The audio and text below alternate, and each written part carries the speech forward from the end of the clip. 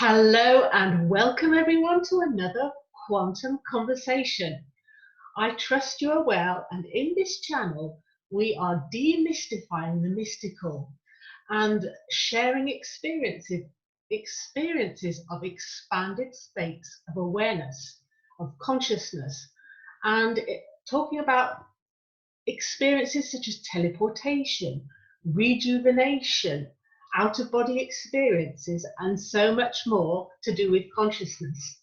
And today I am really excited about the guest I have for you today. He is a lovely light worker all the way from England, and I am absolutely delighted to welcome you to Willow McIntosh. So Willow, thank you for being here and a very warm welcome to you. Wonderful. Thank you, Karen. It's really lovely to be here. And yeah, I'm really excited to be on your channel today. It's such a wonderful topic and awareness that you're raising here. So I'm really excited to dive in. Well, thank you for adding value to our channel as well. So we met a couple of years ago in Copenhagen. We were at the lovely Andrea Pennington's, one of her events. You were one of the speakers. And I just remember thinking, wow, there's something mystical about Willow. I just couldn't put my finger on it. And somehow our paths seem to have keep crossing ever since then. And I'm excited to share the conversations we've been having over time and uplift other people. Yeah. So would you like to share, before we dive into your story and your light, would you like to share a little bit about yourself and what you're up to in the world? Yeah, absolutely. So I'm leading a movement known as the High Sensory Intelligence Movement.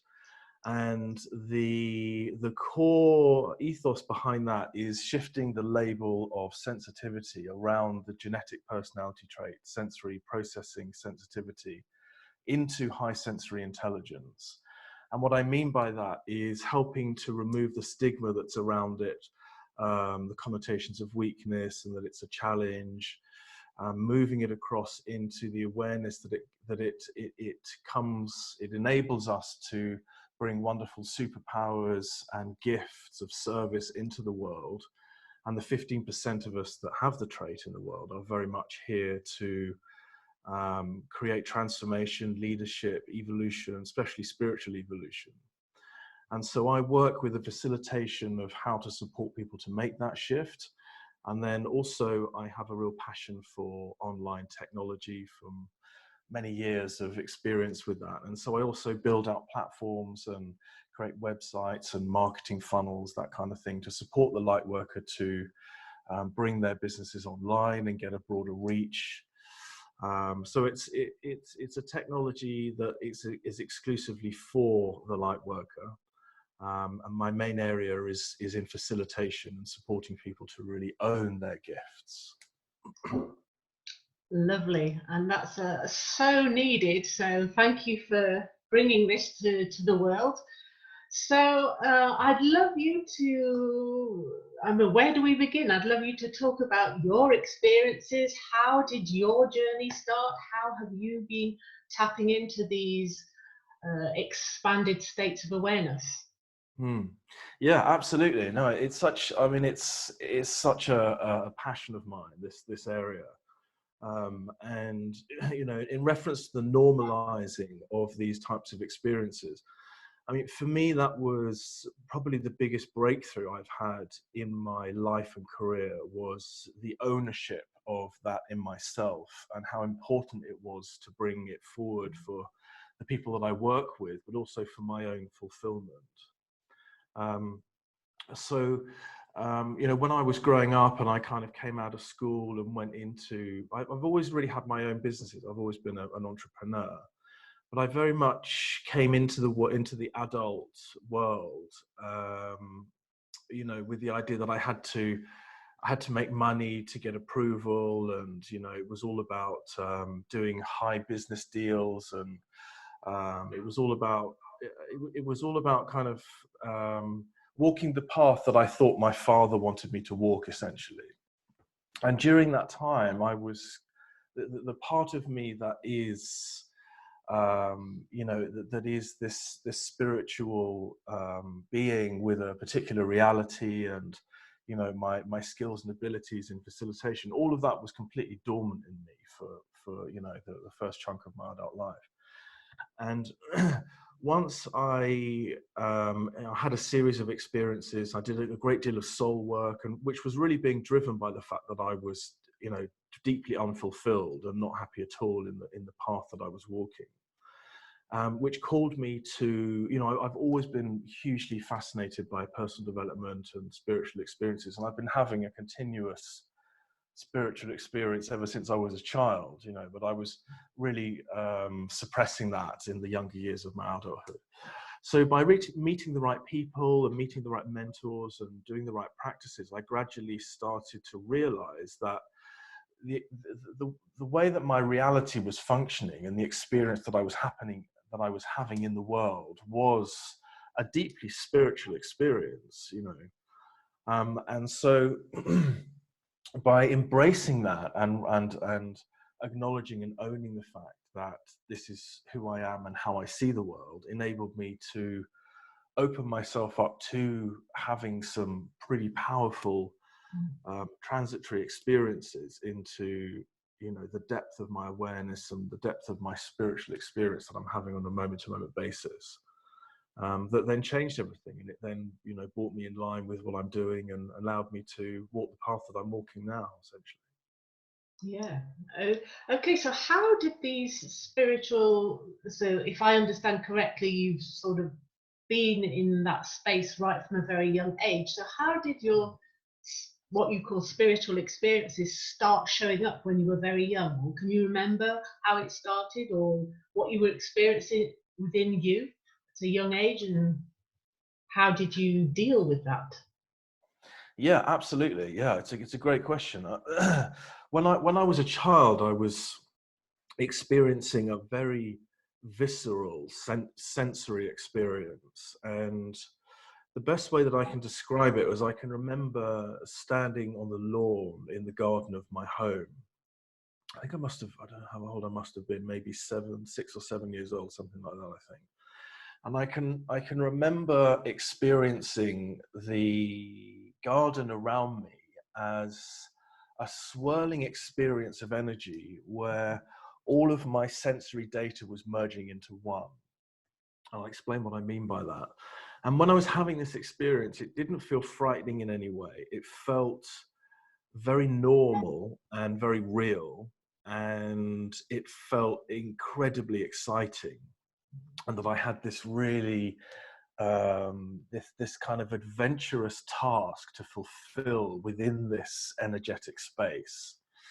And so the sensory experience was, I was able to feel what each of my senses were like. So I was able to feel what the grass smelt like, and I was able to feel the colors of the sunlight and the movement of air and the sounds around me and the feeling of my feet in the grass. And it was all merging as this sensory experience that I was feeling each of my senses. I was able to feel what things looked like, and I was able to feel what things smelt like. So rather than just having a sort of a visual look like we tend to have on a day-to-day basis, I was able to see what each of these what each of these senses looked like, which was essentially like a kind of an all-encompassing sensory flow of energy. And within that sort of realm or that world, I would fulfill tasks. I was very, very conscious of the fact that this movement of energy was linked to this kind of greater context, which as a child, I experienced that as that I was that I was a part of and amongst this very powerful, very benevolent, very exciting busyness of stuff that was just happening. You know, this kind of this benevolent energy that had tasks, and it was up to stuff, and it was the flowing movement of Mother Nature doing things.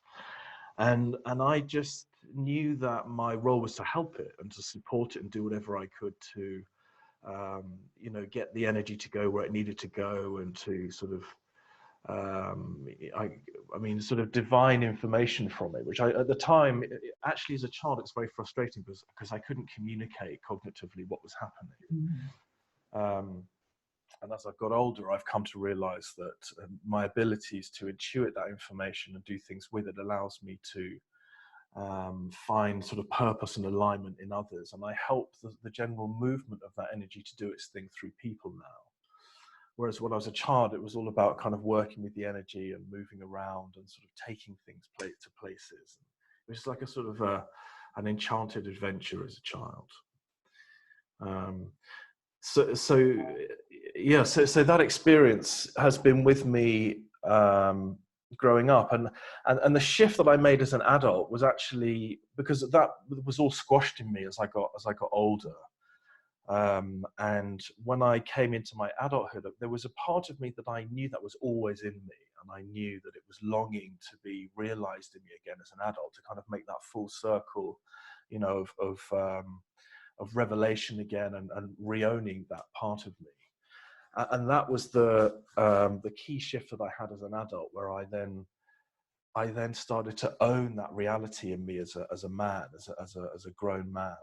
Where I would start again to have these sensory experiences, where my whole sensory experience would then open up again, and I would almost be walking in a kind of a field of all of my senses merging again, which is what this sensory intelligence is that I refer to, where I'm picking up on a great deal of data and my senses are very heightened, and that's what gives me the ability to do the work that I do. Yeah, well, beautiful. That's. I love the way you explain it, and that's really just, it's a complete embodiment of realizing that we are here just to be love, and no questions asked. Just let the energy flow through us. If that makes sense. That's great. So I understand that this was sort of suppressed in you for a few years. So what was the turning point for you? How did you start to re-own these capabilities, these experiences, or open up to having them again? Or how did that show up for you? Yes. Well, interestingly, it tied in. It tied in quite well with. I had a business running in the real estate industry, which was doing very well before the credit crunch that happened in 2007, 8, 9. Was that about sort of 12 years ago now?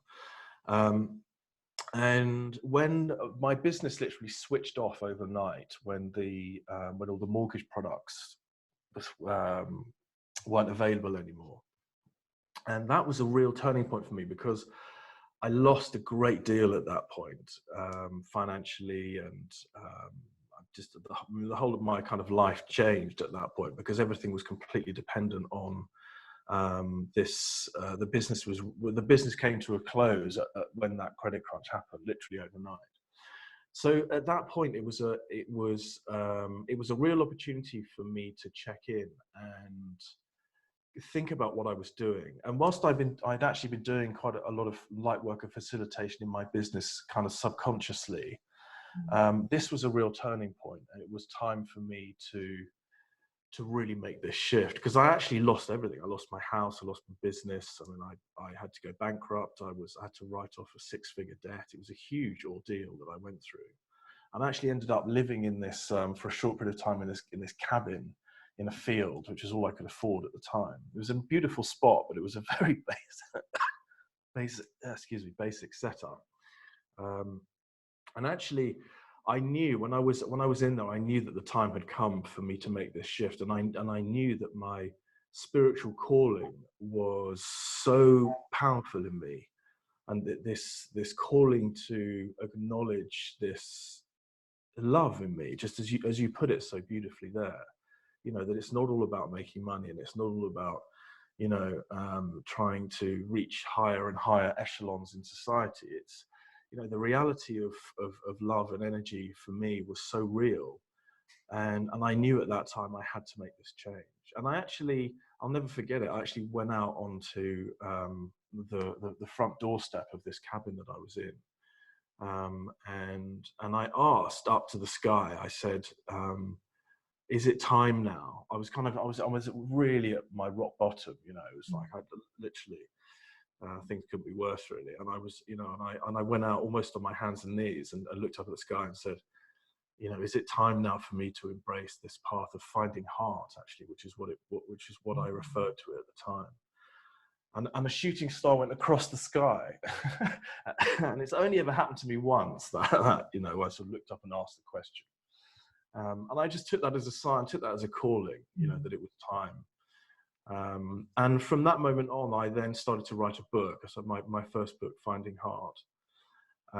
And I started to really commit to doing a great deal of healing work. I started to do extended periods of Reiki work with a mentor that I found close to the town that I was living in. And I deepened and deepened and deepened again, and started to really embrace my energetic reality again, my cognitive reality. And from that decision forwards, it all started to come back. It was that willingness to be open again to the truth of my soul and my heart that allowed my my true reality and my true self to come into being again. So it was a kind of a gradual, each step I was taking from that moment forwards was just bringing it all back into my reality and grounding myself in my real self again. Yeah. Okay, beautiful. So I'd love you talk about these tasks that you felt you had to fulfill. Can you dive into those experiences and how did that show up? And I'd love to. I'm curious about that. Would you like to share that with us? Yeah, absolutely. Yeah, again, it's a great thing to consider, because these tasks are, as I've come to, you know, become more aware of it as an adult, these tasks very much are the work that I do as a light worker. And the tasks are, it's almost, I mean, if I describe it as what happens as an adult, then I'll talk about what I was doing as a child. So as an adult, I've come to realize that my decision-making process and the way that I am divining and intuiting information, it comes to me from the left-hand side of my body. So I'm sitting in a constant flow of movement of energy from the left-hand side of my body. It's always on. I can't turn it off. Sometimes it gets less if I'm really tired, but the majority of the time there is always a sensation of energy moving through me. Sometimes I stop it, sometimes I let it come through me. In fact, I've learned over the years just to allow it to come through me. I went through a stage of trying to stop it, thinking, what is that, you know? And what I'm doing is, especially when I'm actually facilitating and I'm working with someone, is through the left-hand side of my body, I get sensations of information. It's like a very, very quiet voice. Sometimes it's more of, it's a mix between a sort of a visual voice almost, which allows me to see parts of the person that I'm facilitating, pieces that are missing. So energetic pieces that are missing. And I can't help it. Like it's if I don't speak it, I literally get stuck. I can't continue with the conversation unless I say it. And what I found is when I say these sentences, and they actually come through as questions, and when I ask the person a question, what that does is it then invites them to consider a piece of their psychology or their soul work that they're doing that needs to be addressed to allow the next piece of the puzzle to drop into place. So what I'm doing is I can feel where the light needs to go in that person. So I can see where the light is blocked, and through asking particular questions, I can see how the light is going to then fall into place, and then there will be a revelation in the person, and then they'll be able to move on to the next piece, whatever that may be.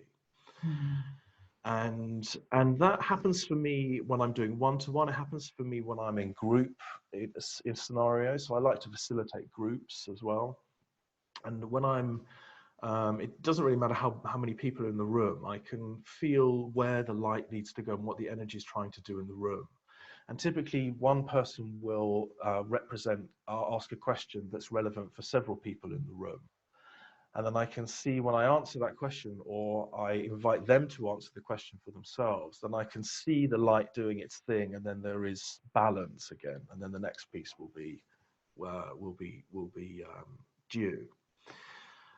So that's an example as an adult how I'm completing tasks, and it's actually an ongoing thing for me. I'm continuously in this contract with love to fulfill tasks for it on an ongoing basis.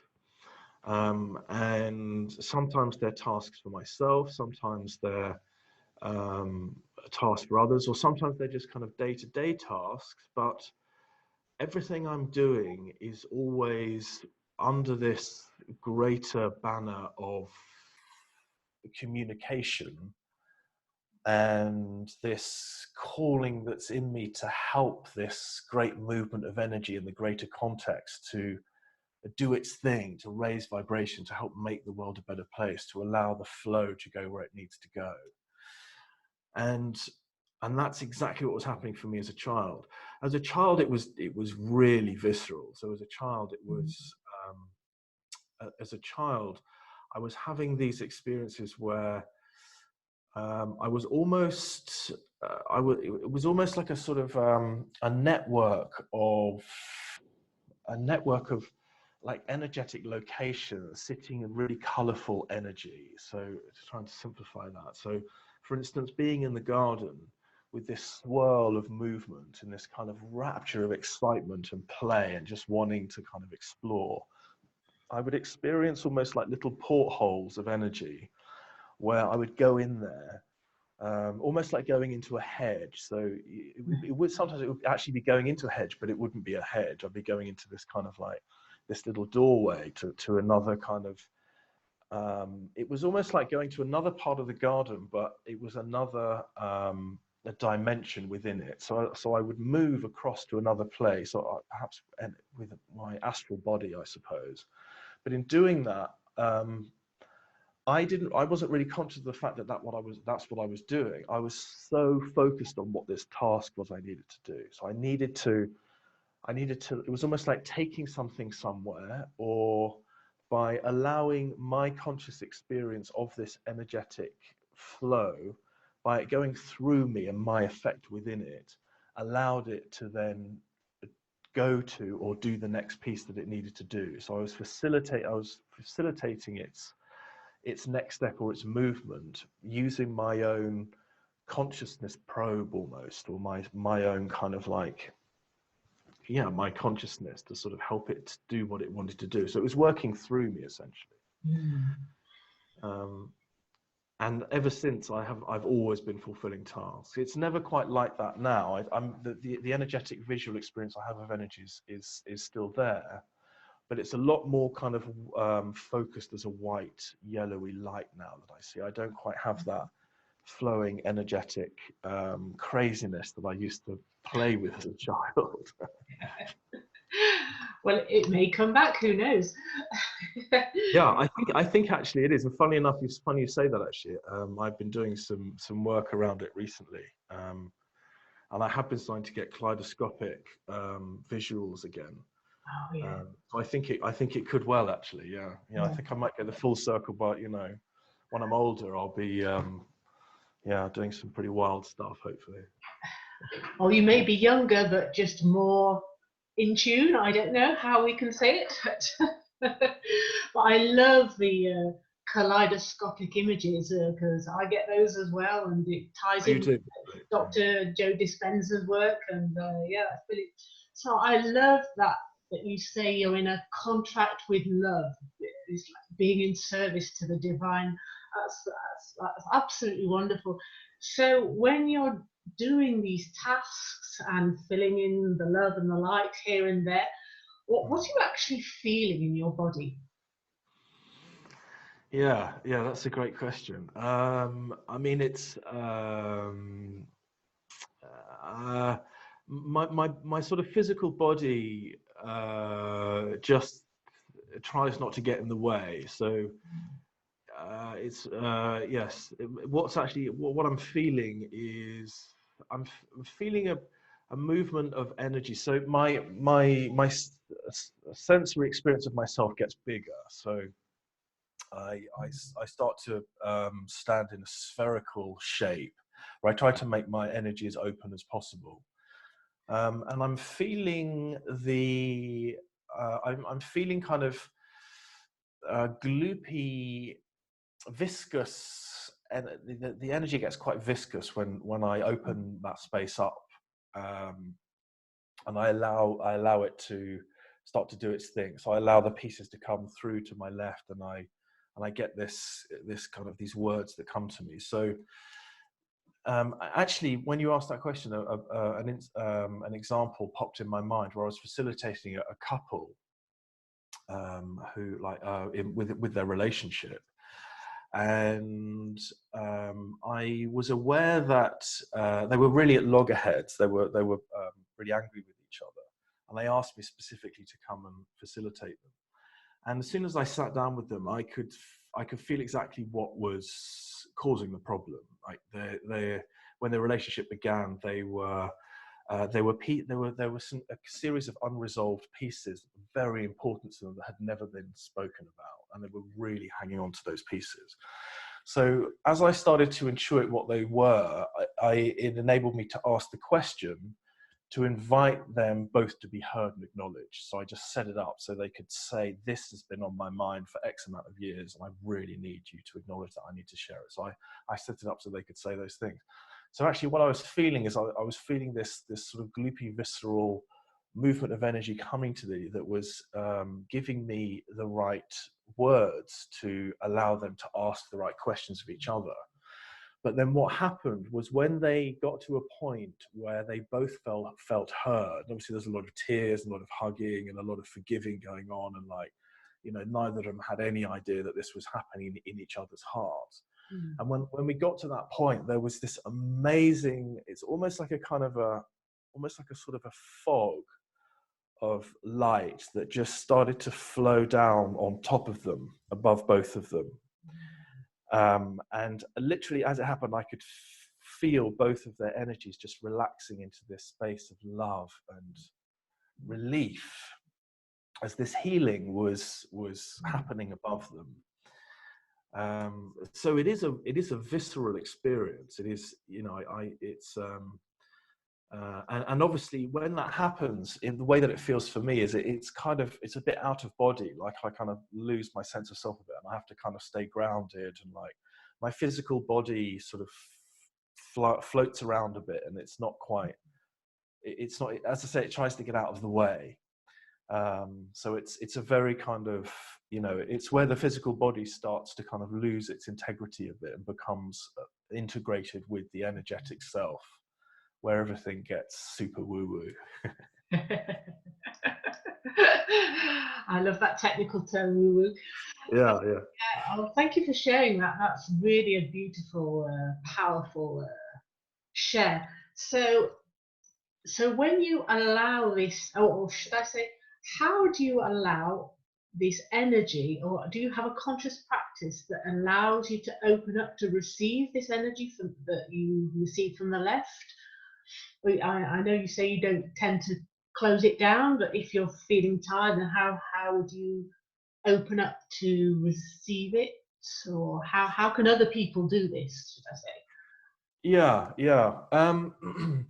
I think for me, it very much comes from a state of joy and gratitude, and it just sort of intrigue.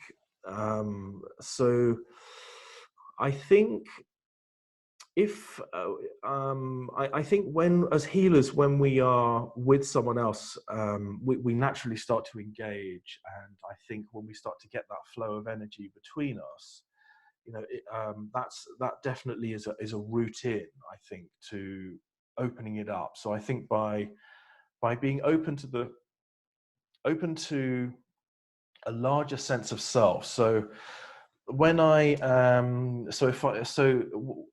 if I am just in my day-to-day world and I'm going about my day and I'm just, it's just Willow in his body, it's not as powerful, it's not as strong. So when I sit and I focus very much in this present moment, and I just allow the sensation of my body just to get a little bit broader than the actual physical sort of edges of my body. So I'm allowing my sensory experience just to go a bit broader. And it's connecting with my heart and my lower energy. So my base energy and my heart energy. And that's where my source of power is. And interestingly, sexual energy is something, it's a bit of a taboo word, and especially in the spiritual world, it's obviously there's tantric sex, that kind of thing. I'm not talking about the sexual energy that we experience during intercourse. I'm talking about the sexual energy that we just have within us all the time. Yeah. And we are our sexual energy is the most powerful of our energies, and sexual energy is within everything. All things are reproducing. And rather than viewing that as I say, as what I mean by that is it's very much a source of power for me. So I become very aware of the different energetic fields within me. So my lower energy with my sexual energy and my heart energy, that for me becomes a source of the power where I am connecting with the source of the power that's outside of me. Mm. So the flow of love and light, it is very much like a gorgeous, gooey, orgasmic sexual energy. That is the essence of what's flowing through everything. And when we truly allow ourselves to really engage with that, we will feel that gorgeousness within us, and that for me is how I access that part of me. So it's not, it's allowing me to open up the connection with, it's becoming conscious of that within me that then allows me to then merge with the source of that outside of me. So I come away from my head and I'm dropping down into my body, into all of my energetic experience. And then when that combines with the outside, then I get this big spherical experience where I'm then really open to this flow that's coming to the left. And then it's just passing through me as a channel, essentially. So I'm very open. And it's a real state of joy and gratitude and just excitement and glee at the majesty of this experience that we're sitting in. Yeah, beautiful. That resonates, and this creative force, this life force energy flowing through. It's such a powerful experience. Yeah. So yeah, that's a really good way of putting it. The creative energy is very much in the lower part, connected with our hearts, and that creative energy is that's a really powerful source within us. Yeah, definitely. Go on. No, sorry. So what's next for you? Where do you see this going? How do you see yourself expanding and going forward with this? Yeah. I mean, for me personally, I will always be on a path of greater and greater, just curiosity to expand and evolve as far as I can within my own, sensory and spiritual experience. I know there's continuous levels of awakening and perception, so I'm always going to be hungry for how I can deepen that within me. But in terms of my work, I am very, very passionate about helping all light workers and people that have these types of experience, that are born with these sensory gifts and intelligence, to really support them in normalizing it, to help them to understand that, it's much more normal to be like that than not. And, this world is an energetic experience, and we are, as light workers, here to bring change and to to raise awareness of the truths in the world, and the abilities that we have to create transformation in business, in our work, in our lives, in our communities, in our families, globally. We have a real responsibility to own that and to do as much as we can in two areas. Firstly, to do the work that we're here to do, but also to raise awareness for all other and future light workers coming in, of their importance and how okay it is to have these outer body experiences and these high spiritual natures, and what it means to bring that into how the world is run and managed in all levels, governments, organizations, schools. We bring in a huge amount of good and ability that a lot of other people don't have, and there's always the place for both, for the 80/20s, and that it's there for a reason. Yeah. But it's it's so important for us to recognize the part that we play, and for us to no longer feel that we have to hide that or pretend to fit in or carry on being perfectionists so we don't get found out that we're having all of these experiences. So my work is very much around that, and one of the key areas that I like to focus in is supporting light workers to work out what their products and services are, to allow them to become self-employed as coaches and consultants, to come out of that employed role or to be stuck in jobs that they don't want to be in, and supporting them to become a business owner in their own right, and to enable them to do the work that they want to do. So I will always be broadening that scope and awareness, and the opportunity that there is for us, for people to work with me, and for us to make that shift into becoming our own, off other people's agendas and into our own agenda, into our own business, where we're serving and working, doing the thing that we really want to be doing. Yeah, beautiful. Well, thank you so much for being such a powerful trailblazer and bringing this all to life. So for those who'd like to get in touch with you and find out more about you and your services, how can people get in touch with you? Yeah, absolutely. I mean, I'm very active on LinkedIn, so you can find me on LinkedIn under Willow McIntosh. And then my website, I'm running masterclasses. So on my website, you can register to join one of my next masterclasses. And my website is inluminance.com. So that's Indigo November and then Luminance, so INLUMIANCE.com. I'm sure you'll put the link in.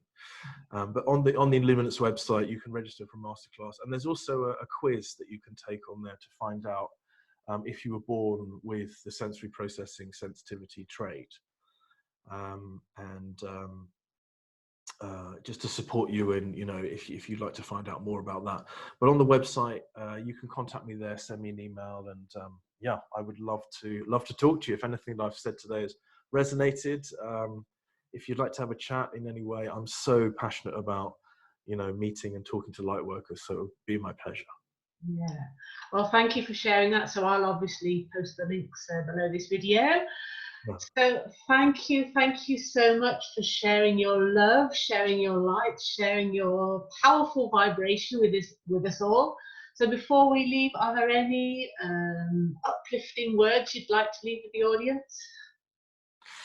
I think it's one of the greatest things I think I can perhaps leave words of wisdom is it is all about joy and recognition, of self-recognition and ownership, and this path to becoming an active light worker is about being happy, and it is about being in alignment with ourself as a person who has these amazing, beautiful gifts to bring to the world. And it doesn't have to be a hard path, it can just be a path of awakening and community and joy and play and exploration, and allow yourself to shine, just get out there and network and meet people and be in community of other light workers and recognize just how important you are. Beautiful, thank you. Keywords: surrender and enjoy. Yeah, absolutely. Yeah, absolutely. So thank you so much for being here today, Willow. Thank you for sharing all your wonderful experiences and insights. And thank you for everyone for tuning in. If this interview has inspired you, then remember to share it with your loved ones and your networks, because we never know who we can be inspired. And I thoroughly invite you to connect with Willow. And so thank you once again for watching, and I look forward to seeing you in another video. Thank you very much, Willow. Take care, everyone, and much love to you all. My pleasure. See you soon. Bye Bye. for now.